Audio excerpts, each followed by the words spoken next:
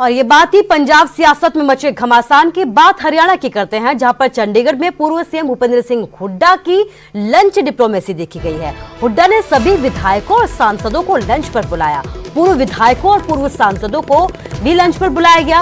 हुड्डा और कुमारी सैलजा भी यहां पर दिखाई दी है। और इसके साथ ही आपको बता दें कि हुड्डा और कुमारी सैलजा के बीच वर्चस्व की लड़ाई भी चल रही है। और इसके बावजूद इस तरीके की तस्वीरें सामने आना कहीं ना कहीं ये संदेश देना है इस वक्त कि हरियाणा कांग्रेस एक साथ है। आपको बता दें कि हरियाणा कांग्रेस में भी अक्सर बगावत के सुर या फिर आप देख सकते हैं कि वर्चस्व की लड़ाई की तस्वीरें अक्सर सामने आती है। और कुमारी सैलजा और पूर्व सीएम भूपेंद्र सिंह हुड्डा के बीच भी कई बार वर्चस्व की जंग देखी गई है। लेकिन अब पूर्व सीएम भूपेंद्र सिंह हुड्डा की लंच डिप्लोमेसी भी देखी गई है, जहां पर कुमारी सैलजा भी नजर आई, पूर्व सीएम भूपेंद्र सिंह हुड्डा भी नजर आए, कई सांसद पूर्व सांसद भी यहां पर मौजूद थे, सांसद भी यहां पर नजर आए, कई कांग्रेस के नेता यहां पर नजर आए। तो कहीं ना कहीं यहां पर यह संदेश देने की कोशिश की गई है कि हरियाणा कांग्रेस अभी फिलहाल एक साथ है।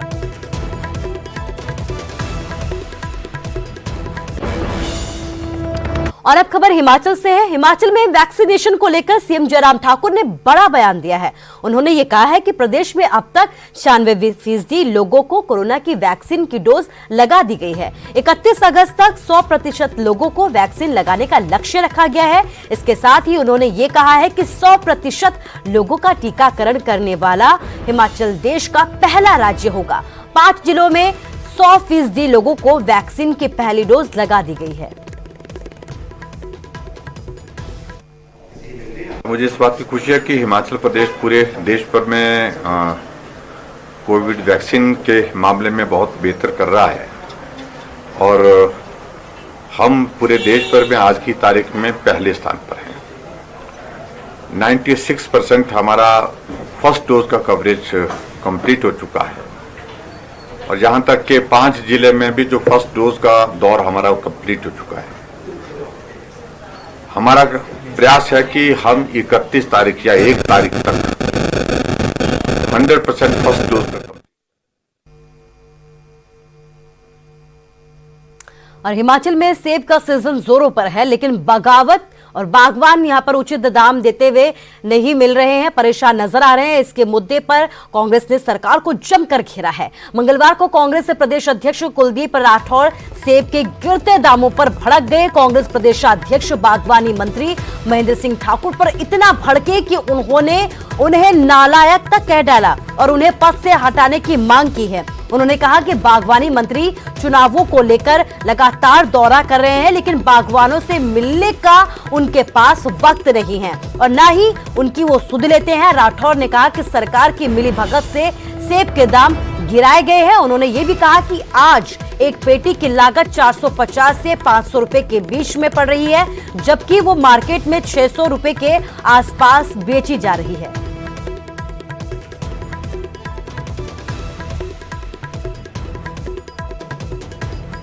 मौसमी बर्फबारी से कई क्षेत्रों में सेब के बगीचे नष्ट हुए। मैंने स्वयं उन क्षेत्रों का दौरा किया। मैंने ये पाया कि लोगों की बरसों की मेहनत खत्म होकर रह गई। मैं स्वयं मुख्यमंत्री जी से मिला, मैंने गुहार लगाई, क्योंकि मुख्यमंत्री के क्षेत्र में भी सेब पैदा होता है। हमने उनसे कहा कि आप राजस्व अधिकारियों को मौके पे भेजें, नुकसान का जायजा लें और नुकसान की कुछ न कुछ भरपाई होनी चाहिए। हम भी सारी परिस्थिति पर नजर रखे हुए हैं कि सेब के दाम में एकाएक गिरावट आई है और काफी गिरावट आई है। और सभी बागबान भी उससे चिंतित हैं और ये स्थिति आनी नहीं चाहिए थी। वैसे कुल मिलाकर के जो भी स्थिति आई है, अभी हमने एक ही बात कही है कि बागबान जो मार्केट के लिए एप्पल भेज रहे हैं, तो इसको थोड़ा इस प्रोसेस को थोड़ा अगर स्लो डाउन करें, थोड़ा सा स्लो करें, और मार्केट मुझे उम्मीद है कि आने वाले समय में थोड़ा इम्प्रूव होने की गुंजाइश ऐसी लगती है, ऐसी संभावना है।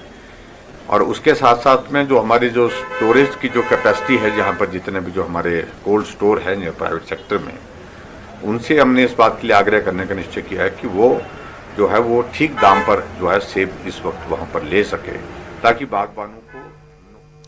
इसके साथ ही एक और खबर, कांगड़ा नेशनल हाईवे 88 पर दर्दनाक सड़क हादसा हो गया। गाड़ी और स्कूटी की यहां पर जबरदस्त टक्कर हुई है।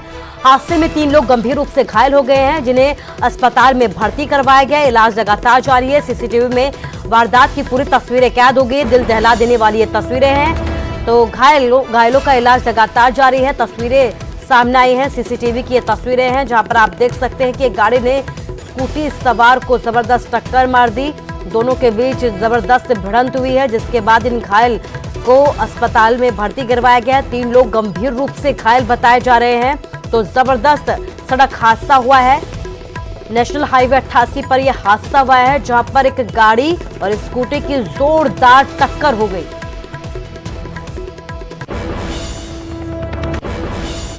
और सरकाघाट के राहुल बराड़ी अपने घर पहुंचे हैं। मां ने तिलक लगाकर अपने बेटे का स्वागत किया। पत्नी और बेटी ने भी यहां पर केक काटकर उनके घर लौटने की खुशी मनाई है। अफगानिस्तान से घर पहुंचने पर राहुल ने भी यहां पर खुशी जाहिर की है और ये भी कहा है कि अब कभी भी विदेश नहीं जाऊंगा।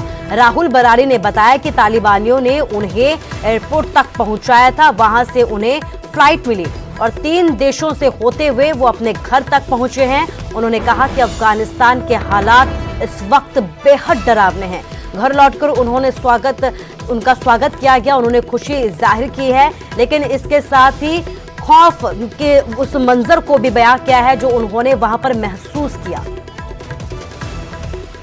मैं इंडियन गवर्नमेंट अपनी कंपनी का शुक्रिया करना चाहूंगा, जिन्होंने हमारी हेल्प की और हमें एयर लिफ्ट करके हमें सेफ लोकेशन में पहुंचाया।